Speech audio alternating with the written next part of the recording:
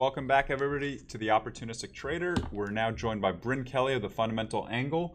She's going to be talking to us about natural gas. Brynne has run some of the largest merchant energy trading desks in the world, and she comes with great experience. So each week we've been getting a lot of updates with her and natural gas over the past few weeks. After being nothing to talk about, we've had some huge moves with options expiration yesterday and the inventory report. So Brynne, how are you? I'm good. I finally am moving away from the least interesting commodity out there to, it has a little bit of move. And so maybe people might want to pay attention again. Yes. Yeah, so let's just get started here. We had the inventory number that came out. So let's get that out of the way. The expectation was for around 52. It came in at 46. Same story every week. It really doesn't matter if it's kind of above or below the number. You're really talking about, a weekly number in an overall sort of bullish scenario. So, no matter how many ways you look at it, we're below all sorts of, historical averages, and, it will remain to be seen.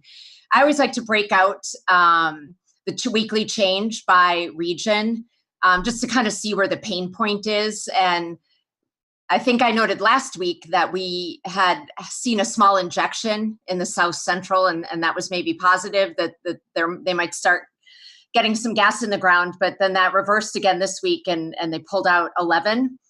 And most of that's due to persistent backwardation in the market. It's just, the economics work out that way. But it is a little concerning if you look at that. The rest of the regions, kind of seem to be averaging, weekly injections right within kind of the historical averages. It's just the South Central that is really falling way behind. And you can see that on this chart. I've broken out the current inventory levels compared to the same week in previous years by region. And of course, they're all behind. They're all, well below the last 5 or 6 years. However, the most egregious, again, is the South Central. Now, something to think about on that is that, Henry Hub is the most flush with pipeline flexibility. So it means something a little bit different, that their inventory levels are lower in and around the hub because, there is a lot more day-to-day flexibility to move gas in and out of that system, unlike some of the storage areas, especially up in the Appalachian region. Those are much more constrained by pipelines in and out of the system, as well as pipeline capacity in peak demand times. So there's pain points everywhere. I guess we'll see, if just the overall flexibility of the system. I mean, it's sort of like talking about, WTI at Cushing. I mean, the pipeline system in and around Cushing, is amazing, and it's, the operational capability it has really saves a lot of, daily spikes or problems that might come up versus some of the hubs that are further away, even in Permian or Bakken or some of the East Coast areas. So it would be something to watch. And yet, if there isn't any gas really sitting in the storage in the system, it doesn't really matter how flexible their pipeline capacity is. And if you break it down, here's really how much, looking, just at the South Central, here's how much inventory we've put in breaking it down into salt and non-salt this year compared to previous year. So the purple is the salt storage caverns, and the red or pink is the non-salt.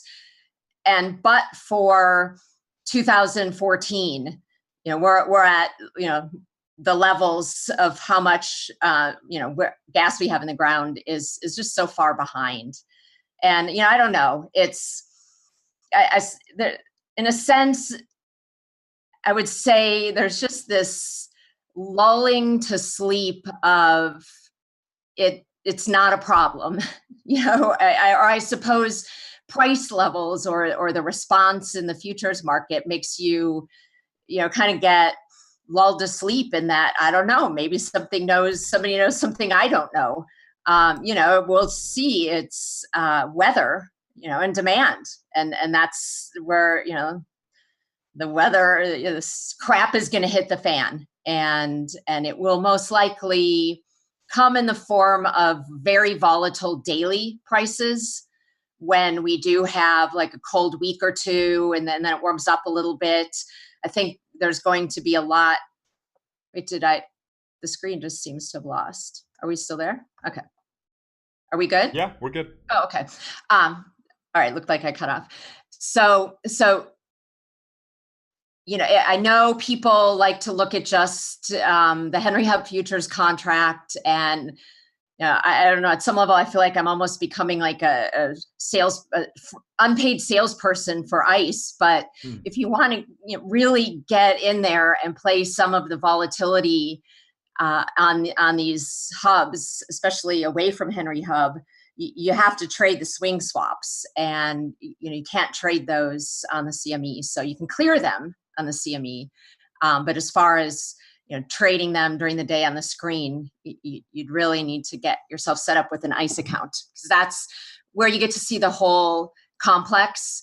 And it'd be a shame to have this bullish feel and watch some of these basis hubs spike to over $100 in different days in the winter, and not get any of the response to it, just because you're sitting there long, like UNG or natural gas futures, the Henry Hub contract. So it's just something to think about. I always like to put it out there because, it's just like electricity, natural gas, it's a just in time situation. They need it, you got to produce it and, get it on the pipe, and you need it, and you need it when you need it.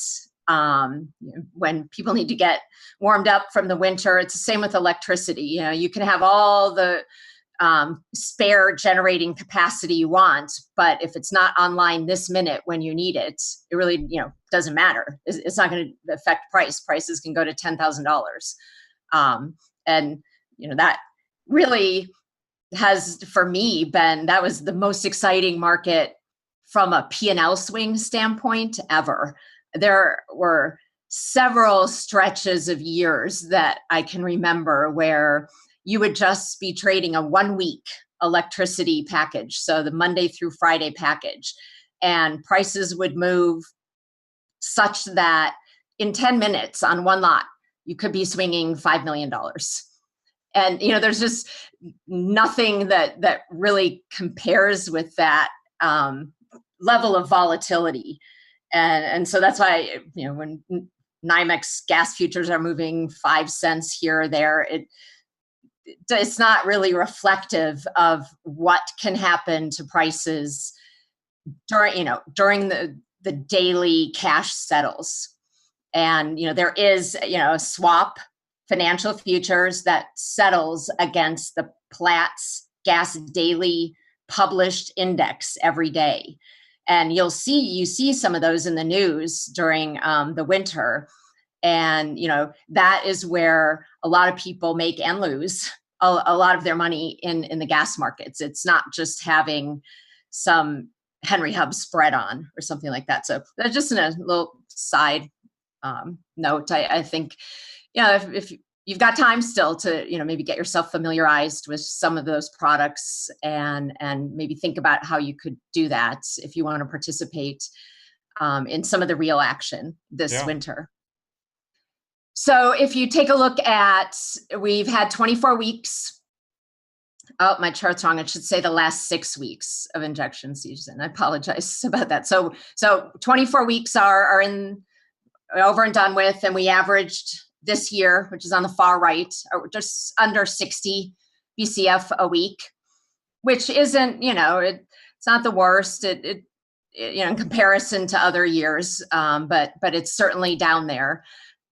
And then if you look at where the end of storage futures are trading, which expire in 4 weeks, you'd need to put 83, 84 in a week for the next 4 weeks to hit that level. So I think there's a possibility, and we've said this every time, you need to continue to sell that contract that expires.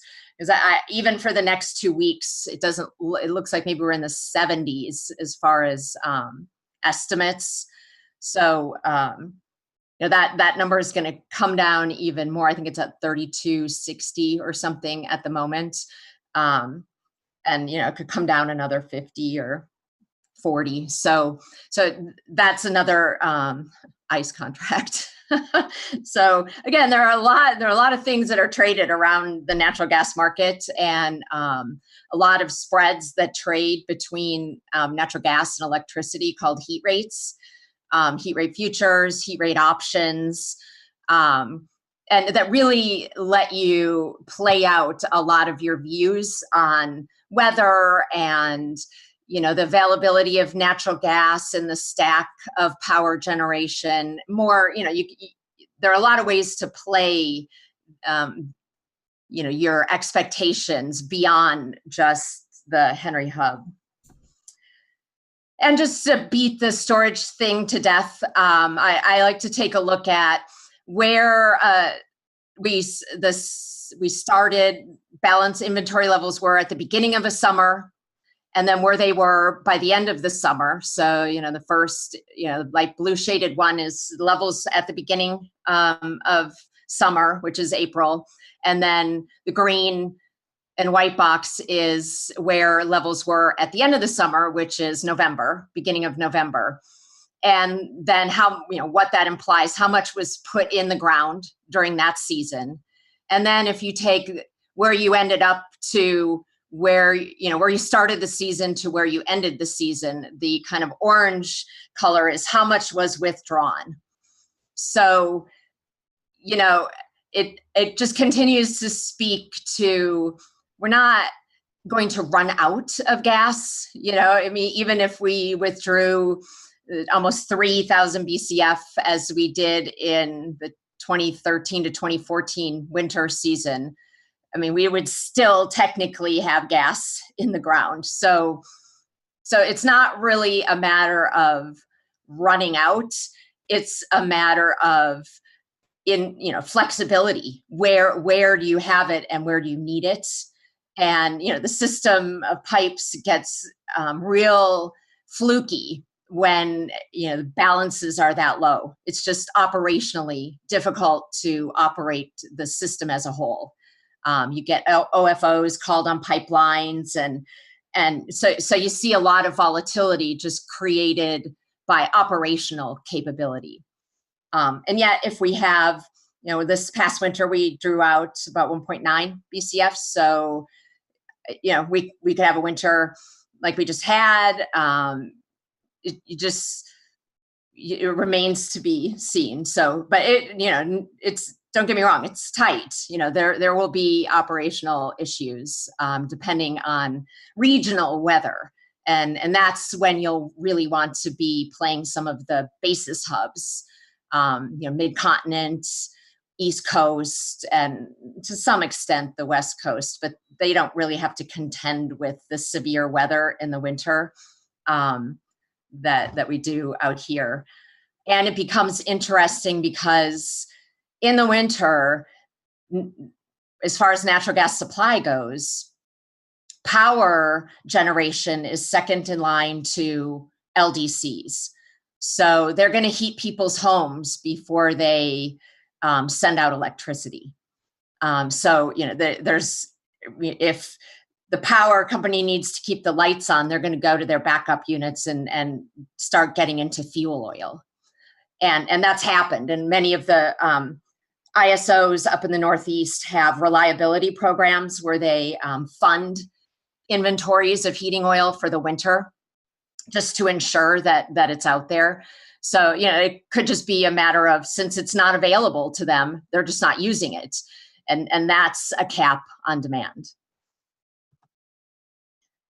Okay, I kind of wanted to just switch off of the inventories and just throw something out there. There's all of this environment of trading, and we all trade on using a clearing bank, and everything's cleared, and we have exchanges, and exchanges have margin and they have rules.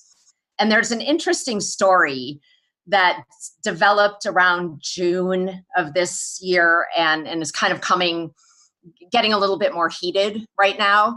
And it has to do with PJM, which is the Pennsylvania, New Jersey, Maryland electric system grid. They're an independent system operator, and they dispatch and price out all of the electricity and the power in that region. And it's the largest regional transmission operator in the country. And over the years, and I know this because I've traded them as well, there's a product it's a financial product called financial transmission rights. And really what it is, if you think about natural gas and all the basis locations that there are out there, within electricity, there's, times 1,000, 10,000 little basis locations that have a settlement price. So, delivered to the substation in your neighborhood is a pricing point. There are all these different little teeny tiny pricing points. And what has happened is a lot of algorithmic type players have come into that space in the last 10 years, and they run mathematical correlations based on where the relationship between one point on the system and another point in a system will end up settling in the real-time market. And then they'll go in and buy or sell that spread in the forward market. And these ISOs hold auctions. And by doing that, they are essentially acting like a clearing bank. You sign up for an account with them, and now you can punch in and bid and offer for all of these FTRs. And this last summer, and it's happened before, but now this is one of the largest, bankruptcies happened. So there was a firm called Green Hat, and it was buying or selling FTRs in the 1-year auction market. And of course, because these utility system operators are not clearing banks, they don't margin them. So if you buy a 1-year strip of the FTRs, and let's say it's for next year, you don't pay any margin against that, other than the collateral you originally had to post to be able to sign up for an account. And so they have no idea that anybody is in financial trouble, really, until they send a bill for the first month or the first week. So you'll go into delivery on this spread position if you're long or short, and they'll settle that against the real-time market and send you an invoice or send you money. And this first invoice they sent out to this company, or it might not have been the first one, but first few, was for a weekly settlement, and it was $1.7 million loss that this company owed. And keep in mind, this was at the start of a 12-month FTR, and they defaulted. And the losses are some upwards, I've heard numbers, above $100 million. And the thing that's interesting or sad about this in so many ways is that loss then gets, since that the Green Hat walks away, it gets socialized back to all of the customers. So you and I and everyone who buys electricity from the power from a utility in that service territory, all the utilities are members of PJM, and the members share the loss. So they'll all get allocated a portion of that loss. and then they will pass that on in their rates to all of their consumers. And so there's been, I noticed these articles today, and there's been a couple people out, and they're kind of in DC, and they're kind of making some noise about this. How should how the poor customers and should we really let people into the system just speculating on all of these financial products, and then the minute they default, all of those of us who use electricity foot the bill?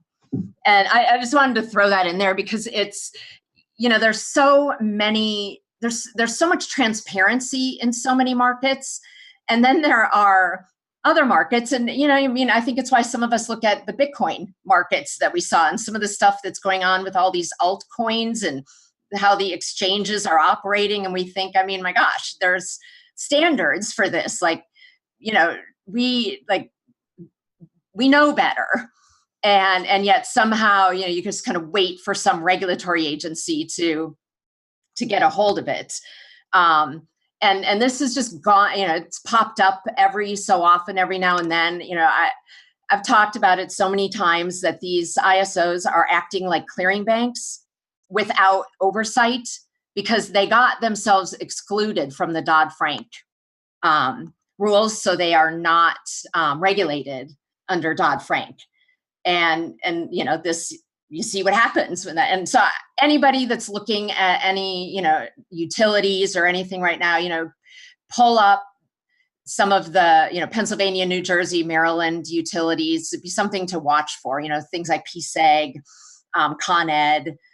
And I just saw this article today, so I just wanted to throw it out there because I know people don't really think that much about the electricity markets, but to me, it's just as crazy as these crypto exchanges. And yet somehow, because it's all shrouded in this lack of transparency, there are these huge issues that, have the potential to be fairly catastrophic. How much of a loss do consumers bear? At what's the tipping point that, no wonder people want solar.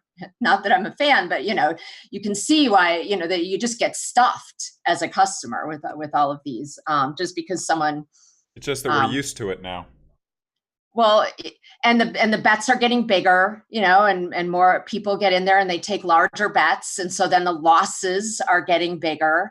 And that's a big loss, for an exchange to stomach. I can't remember the last time the CME or the ICE had to socialize a big loss, but it was maybe 10 years ago or so, when one of their member firms or clients had a big loss. I'll have to go pull that up. It was a long time ago, and it was painful. And everybody talked about it and everybody knew about it. And yet somewhere in here, it just stand by, right? Because I think, stay tuned. How about that? Just Sure. Something to put on people's radar out there, on a natural gas day. So I just got a question coming in, actually, and I was wondering if you could, it's more about today's report and what is there any reason for the 2.5% pop? Because it didn't seem like the numbers were that out of whack. Well, okay. So again, I'll say that the weekly, a move based on, a deviation from expectation or, in line with the weekly expectation is getting less and less relevant as we're coming closer and closer to the end of storage season. It's one thing when we had 20 weeks left to still make up the difference, but now it's obvious there's 4 weeks left, right? And so it really, if it come in at 50 today, it really wouldn't have mattered because we're still in the same situation. I think what happened is that yesterday around because it was expiration of the October contract, all of a sudden there was a report that came out that there were some doubts in the weather forecast for October. So prior, to yesterday, the European model had been forecasting very, extreme cold weather starting first or second week of October. and that had been kind of gnawing away and pushing the market up the last week or so. And then all of a sudden the GFS model, which likes to signal kind of one-off thoughts, even in hurricane forecast paths, right? It's generally an outlier, but if people they still take notice of it. And the GFS kind of came out and was indicating that it wasn't going to be extreme cold. And that just added to the nervousness of being up at high levels. And, it's just gets really, really difficult for people, to want to, they get a 10-cent rally and they're out and it's at expiration. So liquidity is problematic. So I think really we're right back to where we were kind of before that little sell-off in October yesterday. And you would expect, as we're moving towards winter months, and especially now November is the first month of the Novi March winter strip. It's the cheapest month, so everybody always likes to buy the cheapest month versus run out and buy January. If you have storage, you'd rather buy November because there quite possibly be room in the ground. So I just think that little sell-off was expiration related and weather nervousness. And then today you want to kind of the pop really just, we had confirmation that nothing is getting better with inventory and also, kind of a resumption of the rally that was already starting. I mean, look. So what's your thoughts from here? Pardon me? What are your thoughts from here? Would you be a buyer here at 305? So yesterday, let's see. So I like to play options on some of these months. And in the winter, especially like January and February, fall for high, like 350 calls or $4 calls. It's so high, like 40 to 50%. It's just ridiculous. Yesterday, I picked up some of the November $3 straddles for 18 cents. And then some extra $3 calls after that sell-off for trading below 8 cents per $3 call in November. And I think I've heard other people talk about this. I like to have a core position and then, have the flexibility to trade around it versus, just trying to just outright, hope we rally from here. 18 cents. Generally, the straddles in the summer, like I wouldn't want an 18-cent straddle in any of the summer months because, that's the entire range we sat in the entire month. But November starts to get a little bit volatile. And, as of at least last time I looked, it's around 26% implied volatility. Whereas by the time you get to December, it's at 31+%. And actually the $3 straddle for December is 31, 32 cents. So I'm buying some of those for the first time in a while, just because it's got time. And I think, we're either going to break out or, there is just some big exhaustive failure. And I expect a little bit more volatility from here. And so I think right now it might be worth it. And I don't like to pay the really high implied volatility of those winter months and all the time on them. I'd rather, start getting them up front and then use those to layer into some other, positions outright in some of the other months. I think if we get above 310, then it's, I think the market could get real nervous. That's where a lot of, the hedges that producers, lay on, they generally sell a call, and that strike, I think I detailed that out a few presentations ago, is up around 310 or so. That's when we start to get, some angst amongst people in the market. And, then you have people they've already sold, right? If they're getting called away at 310. Well, that's similar. And I haven't spoken to Mark Fisher about it in the last few days, but that's similar to what he was saying over the past few months. And I don't know if he has the position on right now, but he's saying, I want to buy it more around these levels or above 310 when it really starts moving after it has these 10 cent, 10 cent, 10 cent sort of moves, because that's when people really have to scramble. And that's when you get the larger moves. Exactly. And again, like that's why I said those November calls were a gift, yesterday, and they probably still are today. I mean, I don't even know if they're 10 cents today. It just, you're already 5 or some cents in the money. And, you got a lot more time to kind of play around with that than just be sitting there outright long, right, and swatting it back and forth. So yeah, I think, if we get above certain levels, if we get some cold weather in the first couple weeks of October, that there's a pain point there, because that's also all the units. It's unit outage season for the power plants, and so there's more tight. The market's tighter than it normally would be, just because you have to use gas. So this things could line up and make cash feel a lot tighter than it is for the weather or the time of year than it is. So yeah, I'm certainly willing to take the chance on that upside, but that's why I also like the straddle too. So Yeah, makes sense. And then, while you've been speaking, I doubt you saw the news, and this isn't natural gas related, but more oil related. Saudi Aramco is supposedly going to be adding capacity of about 550 to 600,000 barrels per day in Q4. So, crude is actually pretty unchanged since that news came out about 30 minutes ago. But that I thought that came out this morning, actually, like at 5 a.m. That was CNBC was announcing, and they said they're going to quietly over, or maybe that was OPEC. So is this different this from one? This one I think came out about 30 minutes ago. It might have, the lack of reaction. Maybe it did come out earlier, but it seemed like everybody was kind of mentioning the it same and number talking as about it. this Yeah. morning? Yeah, I mean, look, what I think, and I keep toying with in the back of my mind. How sometimes when the market will have the opposite reaction to interest rates going up or down. Sometimes raising interest rates, you would think, oh, the market should sell off. But then people get creative and they think, oh, really? No, that means the economy is doing so good that they have to, they're trying to slow it down. And so it's even more bullish that they have to raise rates. In some level, I think the fact that any of these producers would be announcing that they're increasing production, I'm kind of viewing it in that light, that they have to, that might be a sign. I mean, cutting production a lot of times is a sign that the market is so oversupplied.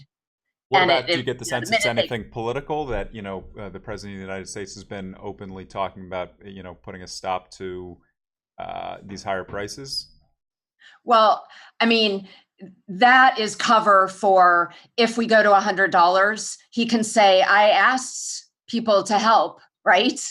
I mean, that's just in a lot of ways cover, but is it a sign that it is tighter than you might think? I think there's something to that. Given the last couple of years that we've had, I don't think anybody would take increasing production lightly.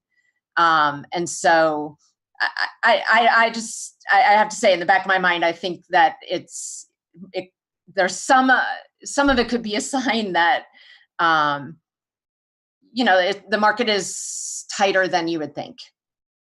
And if they raise and prices, continue on this rally, let's just pretend they go to $100. They'd rather have said we took action than to have done nothing.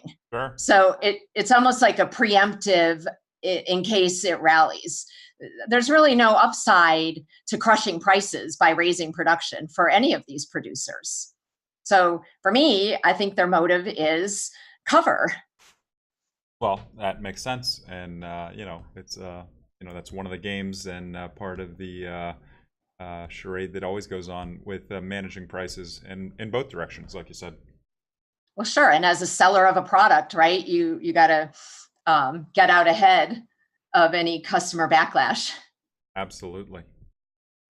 All right. So yeah, I mean, I think that's probably covers it today. We can, I always, maybe I'll leave everybody with this. I always like to look at the natural gas complex, which includes LNG and ethane.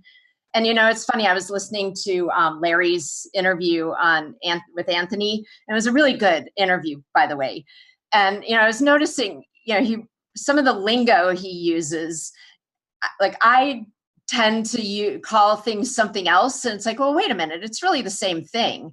And what I'm talking about is, they had a little bit of discussion about like algorithmic trading, Yeah. and really at the end of the day, what a lot of that is, it's about relationships, right? And it's about computers faster noticing relationships getting out of line.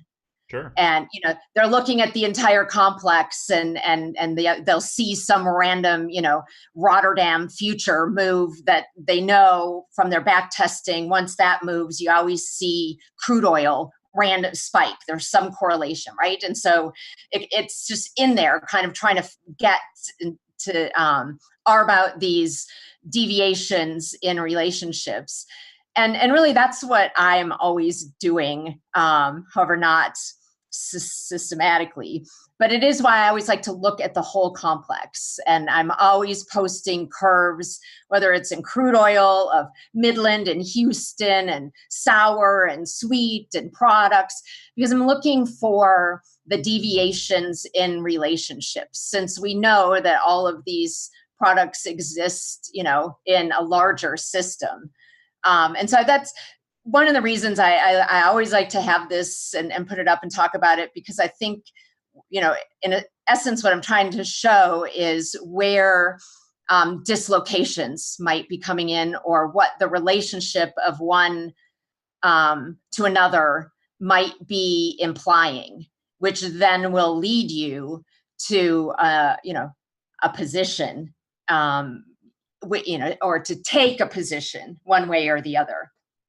And so, right now, for me, I think for a while, U.S. Gulf Coast LNG the curve had gotten over the UK curve. And we know the UK is short in the winter and in really desperate need of gas. And those futures have rallied a lot. And sure enough, right, you can see now that in the front few months of the curve, the UK gas has flipped back over the U.S. Gulf Coast LNG. And you would, obviously that makes sense, right? Because, you at least have costs to get it over there. So, that was a great indicator a while ago. And, it still could be the case here for some of, the Jan and Feb contracts. Still look to see, they're still valued below. So there's a mismatch on that spread. And so, I'd put that spread on as well. Again, you can trade them all on ice.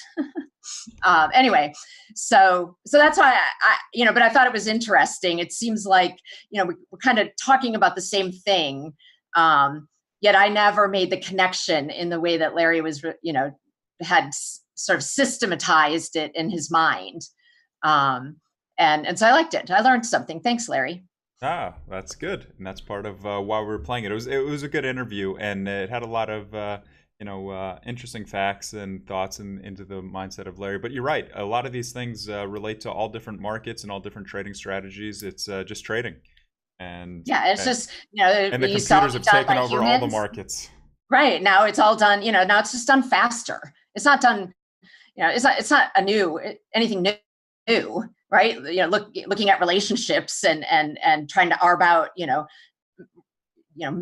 things that are deviating from the mean. Yeah, of course, big energy is, of course, looking at all that innovation as well and using that to their advantage. Absolutely.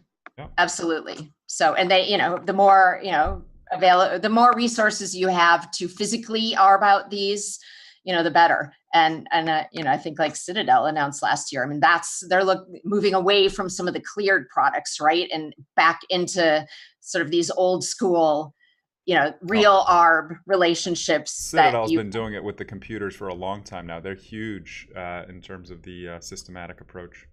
Yeah, but I'm saying backing down from some of the computerized online, all the exchange traded markets to some of the non-exchange traded markets, which is, sort of how it was in the day, right? They were not cleared products. And so the less transparency there is, the more arbs there are. I mean, I'll never forget when I was working at my first electricity desk, the head guy said, I think Enron Online was coming out, and they were saying, look, transparency is bad for pricing relationships as a trader. Well, it takes away some of the edge. I mean, when there isn't as much transparency, some people are caught completely off guard, and the people that really know what's going on can make a killing. And now with, the added transparency, it's a more of a level playing field, and so less people getting run over. Right. Yep. So anyway, all right. Well, good. Hope everyone has a great day. Yeah, well, thanks a lot. As we said, we've got a lot to talk about now. Natural gas, it's moving 3, 4, 5% a day at times, so it's an active market. So dust off this analysis now, right? I mean, a lot going on. To the forefront. Yeah. So, all right. Thanks. That's Brynne Kelly from the Fundamental Angle. Thanks.